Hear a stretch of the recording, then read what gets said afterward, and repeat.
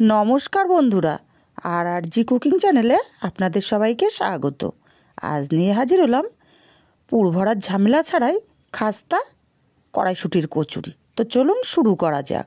আমি একটা mixture jar নিয়েছি আর দিয়ে দিচ্ছি হাফ চামচ মৌরি, দিয়ে দেব স্বাদ মতো 4টে কাঁচা লঙ্কা। আমি একটু ঝালটা বেশি হলে ভালো লাগে, তাই 4টে কাঁচা লঙ্কা দিচ্ছি।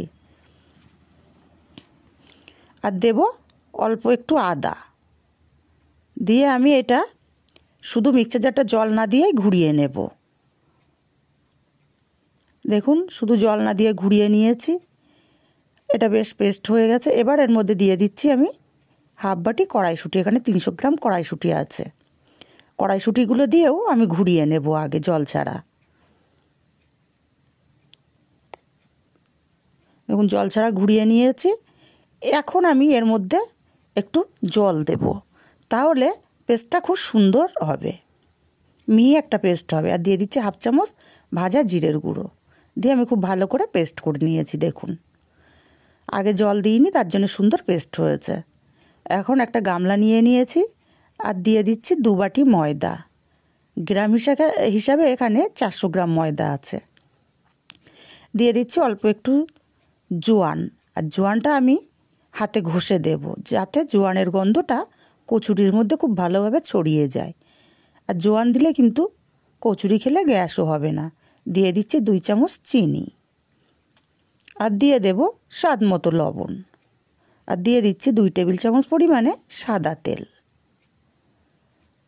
খুব ভালো করে ময়ানটা দিয়ে নেব হাত দিয়ে ডলে ডলে। খুব ভালো করে দেখুন ময়ানটা দিয়ে নিয়েছি। এখন এর মধ্যে আমি কড়াইশুঁটির পেস্টটা দিয়ে দেব।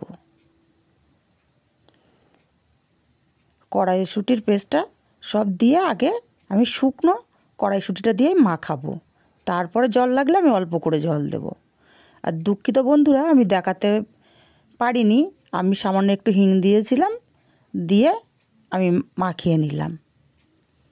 এটা না দেখাতে পারার জন্যে আমি ক্ষমা চেয়ে নিচ্ছি।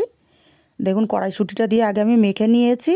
এবার আমার জল লাগছে, আমি মিক্সচার জারটা দিয়ে অল্প জল দিয়ে দিলাম। দিয়ে ভালো করে আমি একটা শক্ত ডো মাখিয়ে নেব। এই ডোটা একটু শক্তই করতে হবে। আপনারা দেখেই বুঝতে পারছেন, দেখুন কতটা একটা শক্ত ডো আমি বানিয়ে নিয়েছি। এবার এটা আমি রেস্টে রেখে দেবো আধা ঘন্টার জন্য। আধা ঘন্টা পরে আমি ঢাকনাটা খুলে নিয়ে ডোটা আবারও মাখিয়ে নেব। আর আধা ঘন্টা রেস্টে রাখার জন্য ডোটা কিন্তু আগের চেয়ে কিছুটা নরম হয়েছে। এবার এর থেকে আমি 2 ভাগ 3 ভাগ করে নিচ্ছি।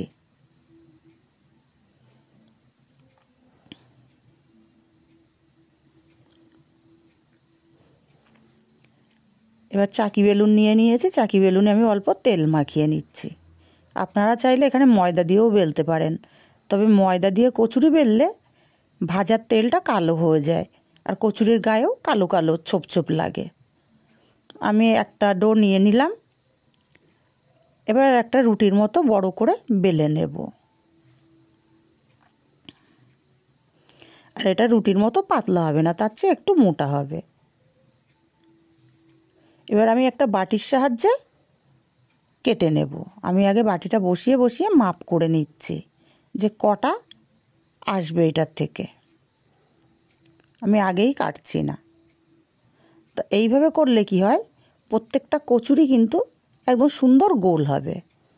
আমার 3টে কচুরি এখান থেকে বেরোবে।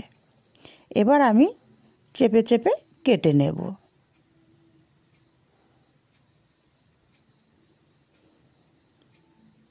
আর সাইডের অংশগুলো আমি তুলে নেব। আর এই সাইডের অংশগুলো কিন্তু পরে আবার বেলে আমি কচুরি বানিয়ে নেব। আমার এটা কাটেনি, আমি আরেকবার প্রেসার দিয়ে কেটে নিচ্ছি।